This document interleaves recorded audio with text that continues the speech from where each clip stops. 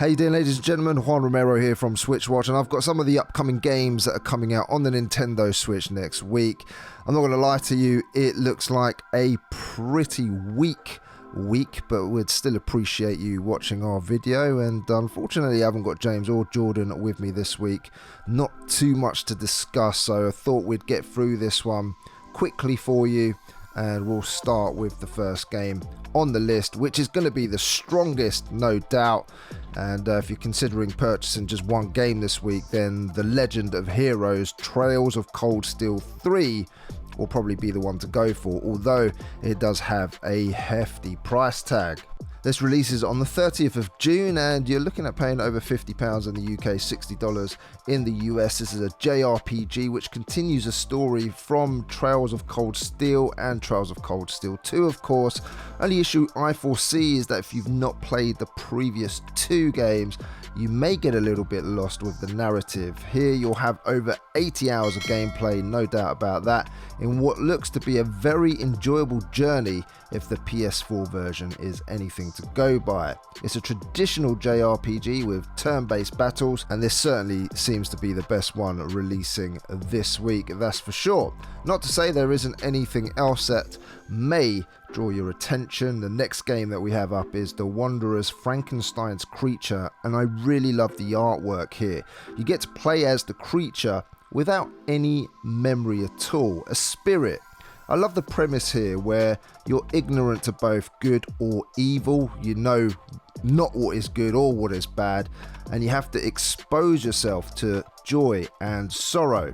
And there are questions to be answered, and I for one am very intrigued by this particular game. It has an art direction that I really like the look of, and a journey that I particularly would like to experience. So looking forward to this one, hoping that it lives up to my expectations. Next up we have The Storytale, which is releasing in the US for around $12.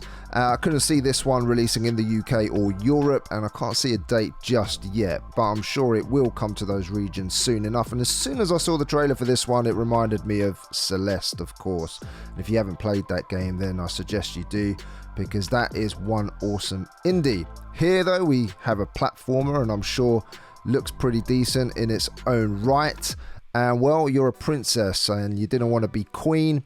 You slipped out of your palace in search of a mysterious amulet that you believe will give you plenty of magical powers to help you overcome a sorceress. And well, it's a classic platformer. You've got goblins, traps, puzzles, but it's got an art style that I like the look of, and it's got something about it that just calls out to me. So I will definitely be giving this one a go at some point. Here we have the Ottoman Empire, which is a family-friendly shooter with otters. You get to jetpack and travel across the galaxy, causing havoc in this family party game. And one of the things that I find missing in quite a lot of co-op games or games where you can play with your friends is to have a split screen mode, and this seems to have that, which is great. It has rapidly changing game modes, 8 customizable characters, and this looks like one that could be fun with friends and family. Now, I do like a good couch co-op game, and Biped looks to sort of fill that gap whenever I finish one with a member of my family or my little one. And well, this one's dropping on the 2nd of July, £13.49 in the UK, and instantly I was drawn to its visuals. I think it looks very nice indeed.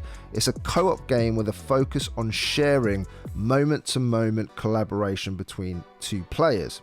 And it looks quite funny as well. It's about being side by side with Aku and Scylla, which are two bipedal robots, where you control the robot's 2 legs using 2 sticks, and you'll have to perform various moves together. Simple walking seems like a good laugh, let alone the more complex moves that you have to accomplish later.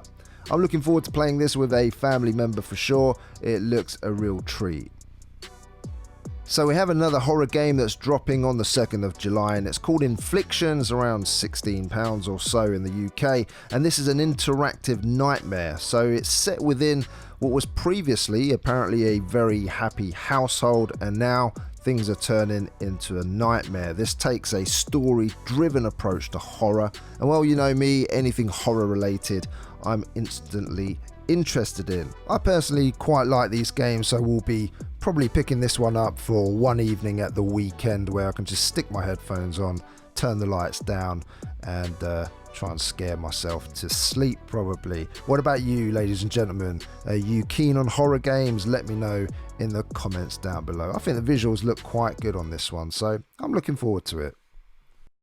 Next up, we have a game called Infini, which is a puzzle game. It doesn't seem to be any way out when you get into the levels, but you have to figure it out with something the developers are calling camera manipulation mechanic. So here you can change your perspective and discover new things, and of course you'll be able to discover the new solutions to find the way out of these puzzles. It's easy to learn apparently, but hard to master. There's over 8 hours of gameplay with 100 levels. Does this one appeal to you? Let me know in the comments section down below. And lastly, we've got a few games that I couldn't get trailers for, unfortunately. So I'll just go through those quickly.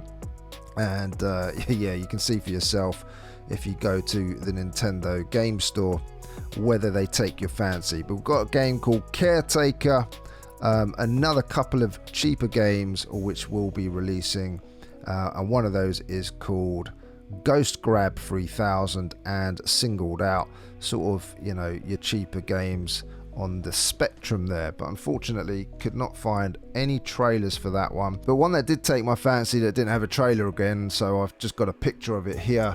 I'm a bit of a fan of these types of games. They're my guilty pleasure. One in particular, probably not to everybody's taste, but one is called Pool Slide Story. Yep, Pool Slide Story, and it's got that pixelated visual style, but it's all about opening a water park, and that sounds fun to me. It takes me back to the days of theme park, and what really takes me back is the ability to offer a range of foods and beverages. Does anyone remember the original theme park where you could make the food salty so you could sell more fizzy drinks? Just a little thing that I loved about the control you'd have over your theme park, and I'm hoping that this has some similar stuff in it.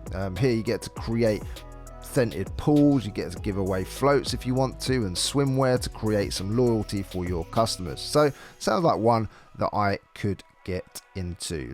Ladies and gentlemen, after the last month or so, I think our wallets do need a rest. I mean, there are some games that appeal here, but they're not going to appeal to everybody. I'm not going to lie, this is not the most exciting week for me personally in the world, but we can't control what games drop in any given week. So we still appreciate, of course, you watching this video, and if you're still here watching, then you're still here supporting. We really do appreciate that. Next week looks a little bit better, so make sure you tune in for that. We'll be covering games like Catherine Full Body, which is one that some of the boys here are looking forward to, and I'll be doing a review of Deadly Premonition 2, A Blessing in Disguise. So that game will be coming out the week after next, which we're very much looking forward to. Now, yesterday, if you did watch our Burnout video, I did say that I'd be giving away £15 as an eShop voucher for you to spend on a Nintendo game, and the winner of that £15 is Judith L. Congratulations. Contact us at switchwatch.co.uk to claim your prize, and we'll give you that code so you can spend it on a game of your choice. Thank you so much for your support. Take care, everybody. We'll see you tomorrow, where James will have his bargains video and we'll let you know all the games that are on sale. And Monday, Jordan will be telling you about all of the physical games that are going live this week, along with the fantastic community spotlight, where you make it such a fantastic video. Take care, everyone. My name is Juan Romero, and I'll see you again on the next one.